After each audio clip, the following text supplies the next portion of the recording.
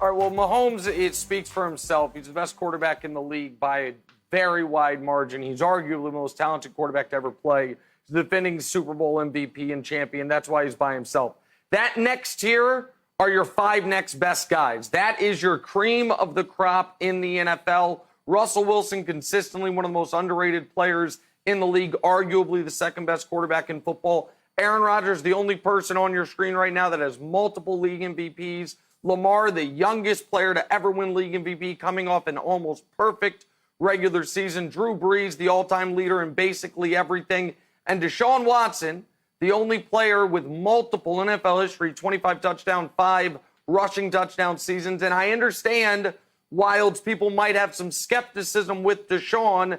This is an eye test thing for me. You watch Deshaun Watson, you know he's a superstar. You know you would rather have him than everyone whose name is yet to be revealed. So for me, Kevin Wilds, these are your 6 best quarterbacks in the world by a pretty decent margin. Yeah, Nick, I'll just say that I love when you do these lists. I think it's smart. I think it's good for the show. I just don't want to. We're early in the show, so I don't want to have to break the segment. But I feel like there's a graphic mistake because you had Mahomes instead of Brady at the top. So I don't know if we want to redo it or we'll restart it. Get to Brady. Listen, we don't. I think we can keep going, and I'm very curious Brian's take on this. But we'll get to Brady eventually, Wilds. Don't worry. But where do you come out on this, B? Well, you know what? I have to start at the top, and I certainly think Patrick Mahomes is the most talented quarterback that we have in our league right now. But when you start talking about GOAT status, that's an end-of-the-career type of thing. And we don't know what's going to happen in Kansas City as far as is going to be any injuries. Will Patrick Mahomes got hurt like he did this year, and he came back very quickly? But will we get injuries to Tyreek Hill? Will we get injuries to Travis Kelce? All those types of things play into quarterbacks and their status. And so put him at the GOAT status, I think that's a little bit high. I certainly think that he's a superstar. The greatest of all time seems to be a little bit high. The other thing that I probably would take a little bit of exception with is Drew Brees. And I think Drew Brees is awesome. I think his career stats are unbelievable. But at this point in his career, is he really still a superstar? When you look at last year, he missed a bunch of games, less than 3,000 yards total passing. In 2018, missed a few games there, less than 4,000 yards passing. Is he still a superstar? You know, the last time they played in the playoffs this year, they got beaten wild card weekend versus the Vikings. You know, Drew Brees being considered one of the best ever, and I still think he is one of the best ever. I'm not sure that he's still a superstar at this point in his career. When you look back through the losses, especially in the playoffs, those things come to mind. 2018, they lost in the conference championship game to the Rams in overtime. 2017, they lost in the divisional round to the Vikings. I think one thing you can ask yourself right now in this list, these first 2 tiers, is Drew Brees still a superstar in our league? If you didn't look at his career numbers, would you still consider him that? Brian's fired up. We got like 6 more tiers left to go, Brian, so save it. Here we go. We got to keep going. Next up, Nick, you got your franchise quarterback. So take a look at this. You got Carson Wentz, Matt Ryan, Dak Prescott, Kirk Cousins, and then you got Matthew Stafford there rounding out the list. Nick, talk us through it. All right, well, quickly in response to Brian's point, I would agree that of all the quarterbacks on the superstars tier, the one most likely to drop this year into the franchise quarterbacks tier is Drew Brees, for the reasons you laid out and because of the age. But on the franchise quarterbacks tier, these are guys that if you have them, you hold on to them. But in order to win a championship with them, you need everything to go right. You don't necessarily need everything to go right, but you need them to be playing their best ball, and you need a really good team around them. Carson Wentz, we saw his team win a championship when the offensive line was A+, when the defensive line was the best in the league, and then he obviously got hurt at the end of that year. Matt Ryan, he came close when they had a top 8 all-time offense. I'll get more on Dak in a moment. Kirk Cousins has played at a level over the last 5 years. He has to be on this tier. Stafford's the most questionable, but he's got the second most yards passing per game in the history of the league. He consistently performs. He's probably the most borderline. And then there's Dak. And this is the conundrum, Wilds, for the Cowboys as far as how much is he worth. He wants to get paid, like he's 1 or 2 tiers above where he actually is. But if you don't pay him and you lose him, you end up being in nowheresville with quarterbacks. So these are the trickiest guys. You have them, you want to keep them, Wilds, but you're not fully satisfied because they're not quite the superstars that almost all of them demand to be paid like, Kevin. Like, Brian, I wonder if this list would move if these guys won a Super Bowl, if they were on the field when the confetti was coming down. Like, I wonder if, Nick, if that would be the game that forces them up, or are they just kind of like relegated there forever? You know, I think any of these guys I'm sorry to interrupt, Brian. I think any of these guys could move up, but right now they haven't done it. And so right now I think everyone above them, Brian Westbrook, is clearly a better player than the guys on this level. And all those guys, Brian, you could argue about the order, but to me, they're all grouped together.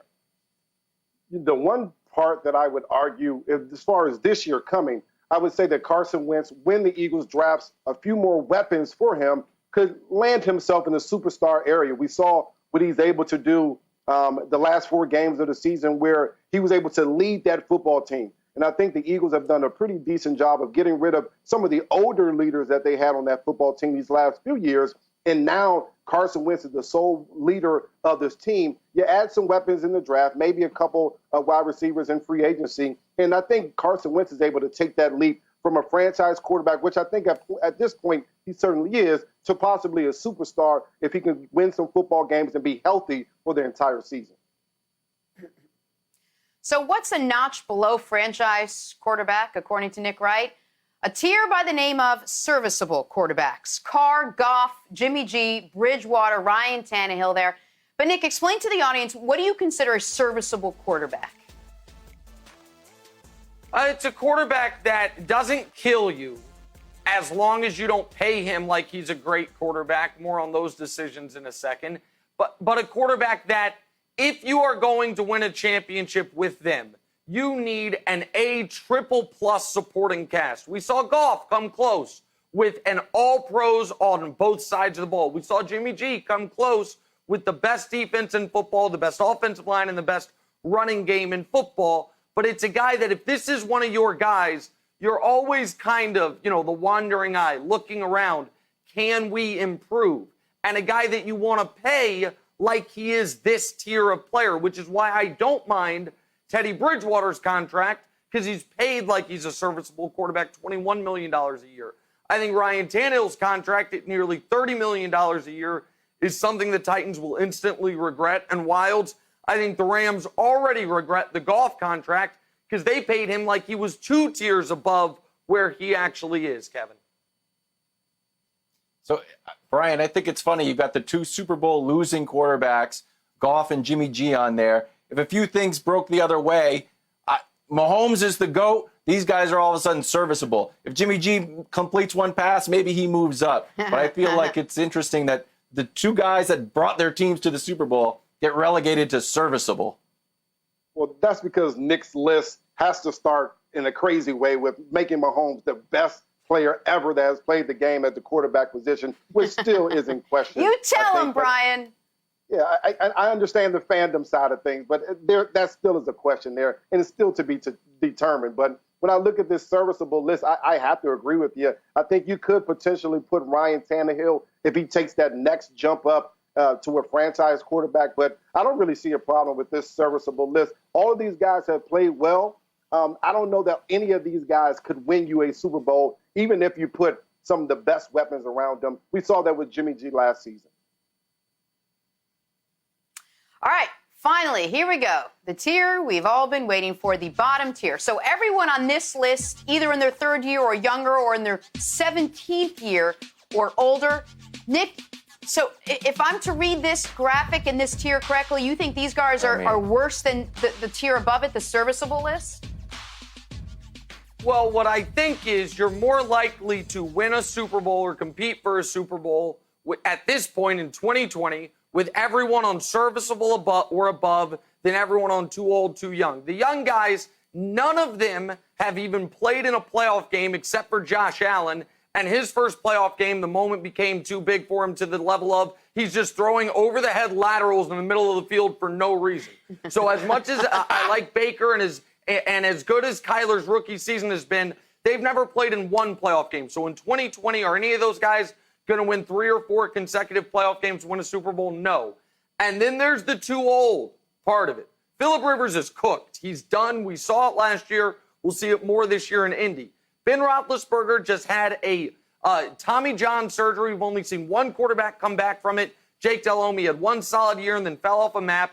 And Tom Brady is 43 years old, and all the arrows are pointing straight down. So, yes, everyone on this tier, and by the way, there would be a worse even sub-tier because I didn't include the Bears quarterback situation, the Dolphins quarterback situation. So there would even be a further basement. But of the quarterbacks we care about, yeah, these are the guys where either they're not ready yet or the Wilds, they're too far over the hill, as in the case with Rivers, Ben, and your patron saint, Thomas Edward Brady. I mean, Tom Brady went 12-4 last year. We all know it, Brian. He belongs. We know where he actually belongs in the GOAT. Like, they refer to one person as the GOAT, and you've got Mahomes up there. So I feel like this whole segment was kind of just a troll Wilds thing. It was mission accomplished. Fantastic job. Tom Brady's down at the bottom with Daniel Jones. So, Brian, go ahead. Nick got me. Excellent job, Nick.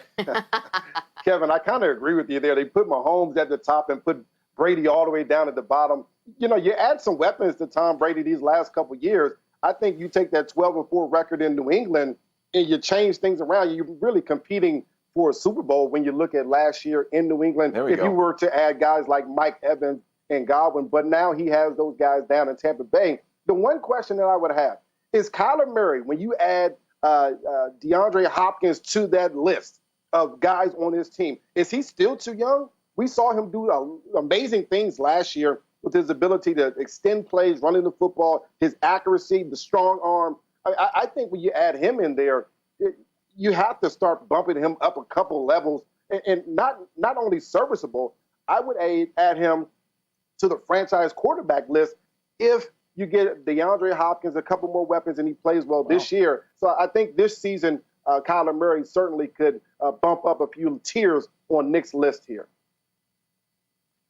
Brian, by the way, Kyler would be the one that I think is most likely to jump. Baker Mayfield would be a close second.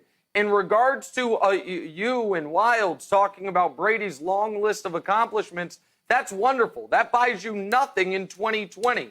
And in 2020, you are better off having Jimmy Garoppolo than Tom Brady. You know how I know that? Because the Niners could have had Brady, and they were like, no, we'll stick with the good-looking Jimmy G. You are better off having Ryan Tannehill than Tom Brady. You know how I know that? Because the Titans could have had Tom Brady, and they said, nah, we'll give Tannehill $128 million. So I understand we're tied to the nostalgia on Brady, but it's not who he is anymore. And Jenna, our graphics team is out of this world great.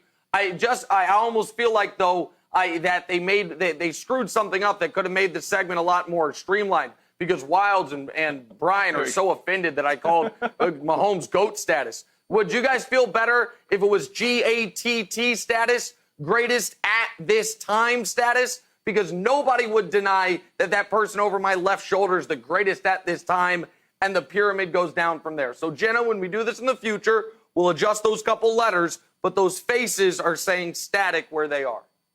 Thanks for watching. Subscribe here to get the latest from the show. Also, be sure to check out more of the best clips from First Things First, or go watch a few segments from our other shows on FS1.